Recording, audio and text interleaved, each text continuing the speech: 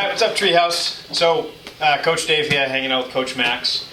We're here hanging out, talking, working on kind of program development stuff, and a great conversation broke out. So I told Max to kill it. Let's get the camera out. Let's have this conversation live so everybody can hear us. Not so live, but whatever. It's not live.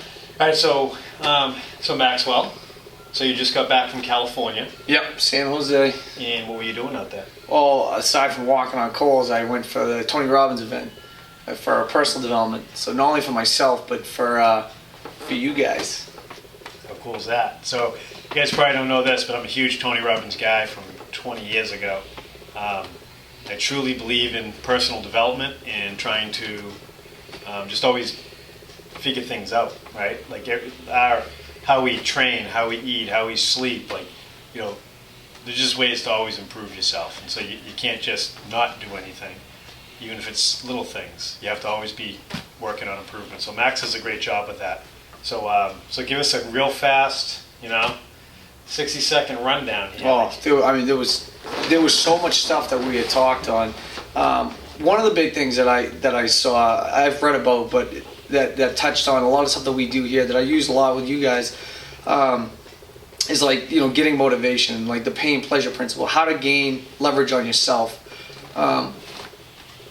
Like, I guess a lot of people, to some degree, they understand this, but it's like most humans will do things to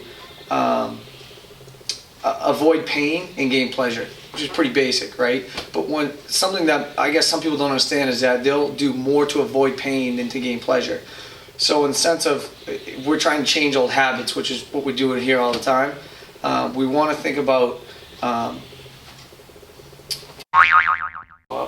damn it. Now you know what I'm working with. Damn it! So, No, we just scrap this one. Damn we're it. not scrapping it, we're rolling. No, you got it. Okay, so... See, I'm so bad. When I tried to make that video for, what's his name? It was so bad. You know, this is perfect. This is so bad. Right, so no, Max, please hold don't on. tell me you're keeping this. So let me ask you a question. So pain, pleasure, principle, right? Yeah. So break that down for me. Pain, pleasure, principle. So we do things to get away from pain, and we do things to gain pleasure. But we do more so to avoid pain. So if we have something linked in our nervous system that we associate more pain to, we're going to avoid it.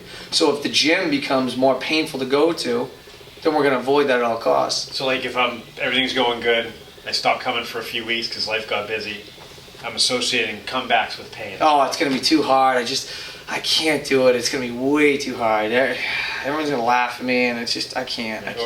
But the big one that I've always seen over the years is the people that excel at this the most, as soon as they say a month of their life gets busy, hectic, they have to take a little bit of time off, whatever it is, because they've gotten themselves to a certain point, there's the pain of not being at that point anymore in front of their peers, right? Like, so it's like, I used to be able to do all this stuff. Now I'm embarrassed I can't do it all. Or I don't want to show up if I can't do all those things again and I got to start over, right? Exactly. Which is not the truth, right?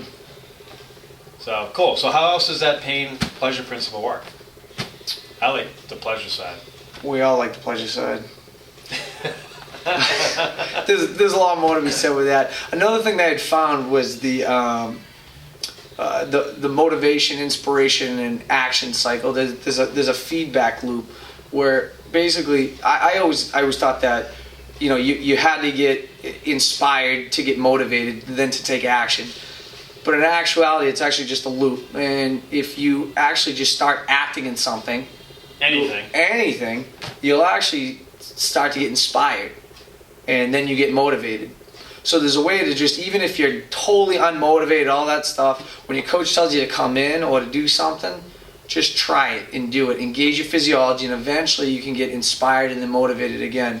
But the big thing is to take action. So when we were in this entire, this huge arena, there was about 10,000 people, and they make us get up and start moving around and dancing and all this stuff. And it was to get us in state, and he would talk about physiology and neurology and how our bodies are wired together.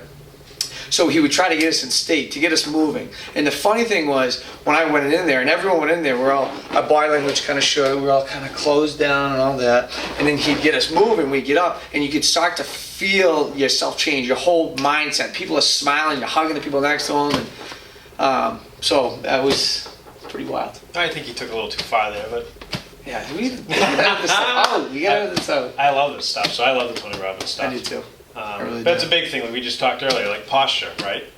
But you can't fix posture sitting like this. Walk around and fix your posture. Oh, sure. Actively fix your posture. It'll actively fix your mind. Well, that was another thing too. Right. I always thought that, like, if you feel kind of shitty, your body language is going to show it, and you're going to lean forward, and you're going to give it away. But I didn't know that if you actually engage your physiology and get into like a proud position, or think of a time when you were really happy and you'd done something you're proud of, get into that posture, you'll actually start to feel that. So again, that's kind of a feedback loop too. Right. There's a link between physiology and neurology.